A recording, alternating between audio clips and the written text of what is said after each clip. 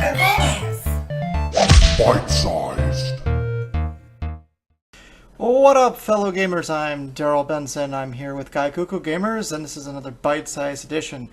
I know we've been a little off and on the last few days, and I apologize about that, but we're right back on track now. So, I have an interesting topic that doesn't necessarily relate to news. I know there's some notable news to talk about right now. You don't have share play with Advanced Warfare, Call of Duty.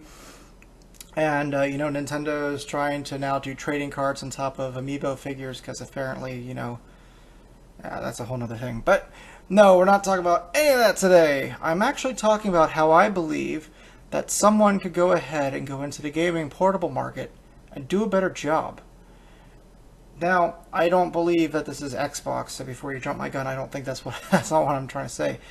I think anyone with money, with a recognizable name, and doing this last step that I'm about to go ahead and detail would easily be able to do this. Now, I know a lot of people are saying, oh, nothing's been able to go ahead and topple Nintendo. Look at Sony, look at Sega, look at Atari, etc., etc., etc. And I agree. But Nintendo did things differently in the past versus what they're doing it now. And the Vita pretty much killed itself, to be fair. So anyway, let me get into this. I, as you guys know, have an Android gaming portable device. It is a tablet, technically, although it has dual joysticks, face buttons, 4 triggers, the whole 9 yards.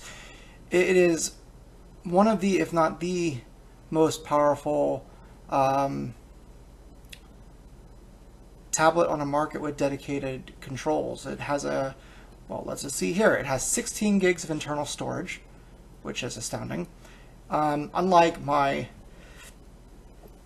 bless me, wow, sneeze on the air. Unlike my Nexus 5, this thing does not have any micro SD card slot. My JXD 7800B has one and it's expandable up to 32 gigs. It also takes a brand new type of SD cards, so the transfer rate is lickety-split.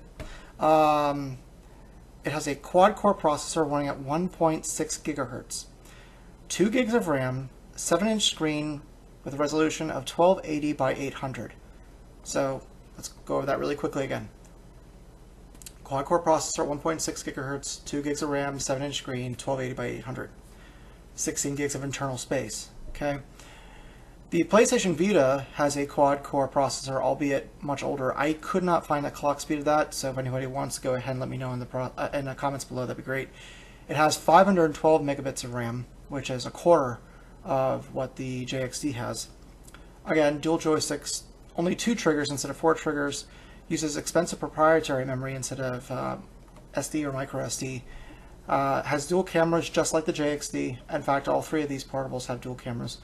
Has a 5-inch touchscreen with a resolution of 960 by 544. The Nintendo DS, the regular Nintendo DS, not the XL, has an ARM 11 dual-core processor running at 266 megahertz. Yes, megahertz. It's 2014, we're still dealing with megahertz. With a measly 128 megs of RAM. Upper screen resolution is 800 by 240, and lower screen resolution is only 320 by 240. It has room for a full-sized SD card slot, though, SD expandable memory slot, which is fantastic, and I really do appreciate that Nintendo did that, unlike Sony. So what is my point here? Okay, right now, I also want to go ahead and include the new 3DS, okay? Rumors are that the new 3DS will have an ARM 11 dual-core processor just like its predecessor, except it'll be running at 532 megahertz instead of 266 megahertz. It has 256 megs of RAM instead of 128 megs of RAM. But all in all, I mean, it's still pretty weak. Even next to the Vita, it's very underpowered, let's be honest. It's not what I would call a next generation bump, and it's not supposed to be fair. But it's still old tech, right? A PlayStation Vita and a regular 3DS are extremely expensive. A PlayStation Vita costs $200. A 3DS XL costs $200, and a regular 3DS costs $169. The 2DS is in there somewhere, but I don't really care about that system, and I don't think many people do, so I'm going to exclude it. This is my point. The JXD, despite having 4 times as much RAM as the Vita, a significantly better resolution, the same quality cameras as the Vita, 16 gigs of internal storage space versus the 1 gig of the Vita 2000, and I don't think the 3DS really has much of anything in internal storage-wise without an SD card. Despite all this, a 7-inch screen instead of 5-inch screen and 3.53-inch screen of the 3DS and the Vita, it costs about $130 shipped from Hong Kong. What the hell? Now, before you go, oh, well, JXD, all their stuff is Chinese made. Yeah, so is the Vita and so is the 3DS. Everything's made in China now, my friend, and then most of the time it's made in the same factories. This is my point. Now, I understand that the 3DS and the Vita are older hardware, so I'm not asking them to be as up-to-date. So I'm not faulting them on the power. I'm faulting them on the price. And this is my thing. Okay, so right now, the portable gaming sector, not the regular gaming sector, but the portable gaming sector right now is shrinking. Alarmingly. And as gamers, I don't care if you like only Nintendo, only Sony, only Xbox, or all three of them combined like I do. It's bad. It's bad for our industry when mobile is taking it over. Phones, tablets, fucking iPods, it's bad news because those games are horrible quality. There's no physical controls. It's shit. But here's the reason why people get suckered into those devices, though, is that they always are given away for free.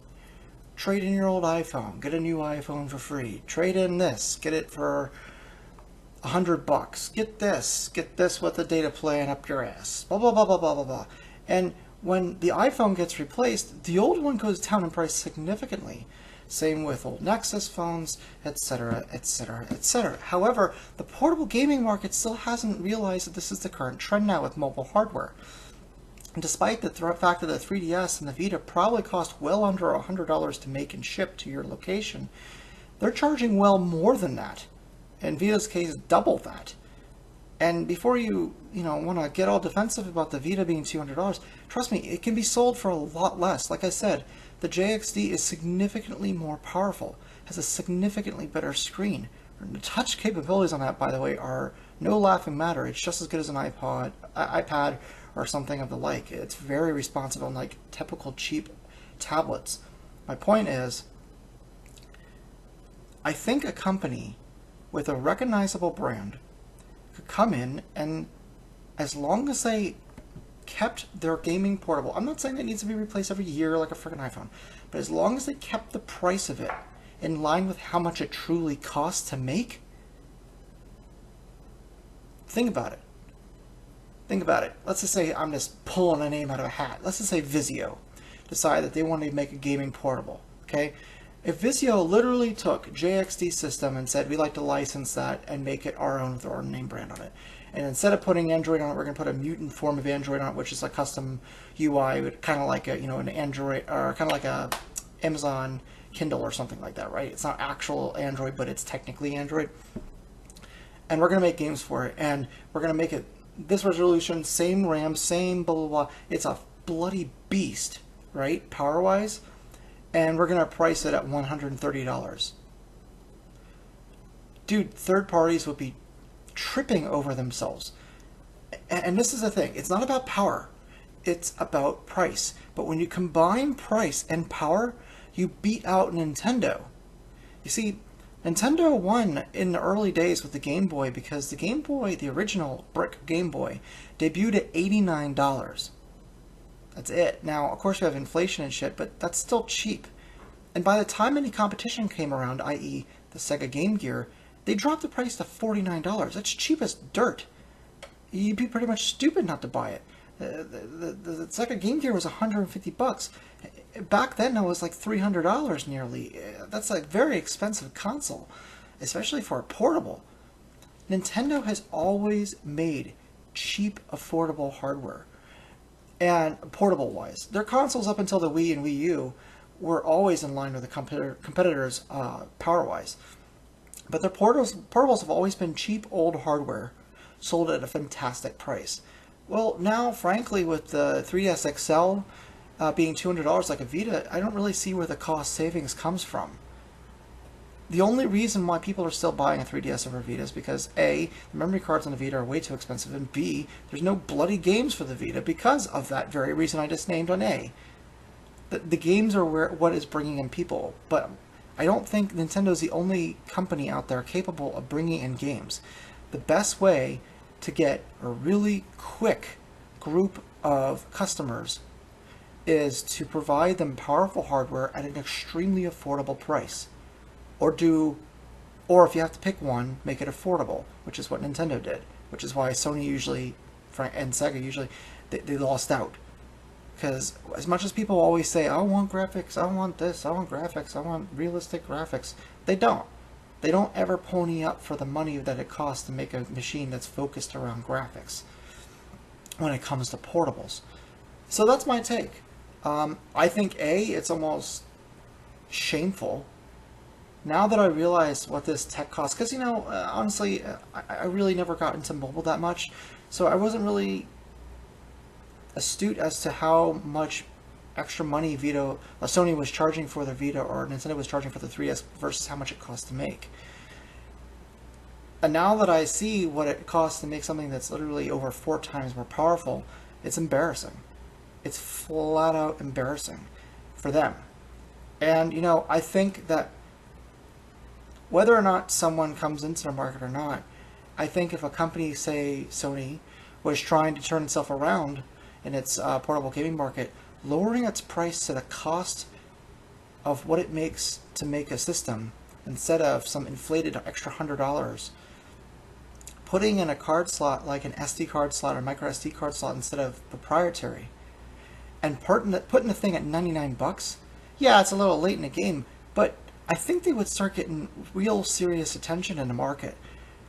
And frankly, if some other company came into the market right now and did just that, I think they'd own it. So that's my take. I think that Nintendo, and to an extent even Sony, have become complacent. It's not as competitive as it was in the early 90s. And they've gotten too comfortable. And I don't think they truly understand the threat that they have at the hands of iOS and Android devices. And they need to become more competitive with them, or else someone else will do exactly what the gaming market is doing on a portable end and apply it to the portable gaming market, and just make cheap hardware at cost and just sell games for profit. So anyway, that's my little idea for today. We appreciate you joining us. I'm glad I kept it under 15 minutes here. So again, I'm Darryl Benson. I shall see you tomorrow, and that much I promise you.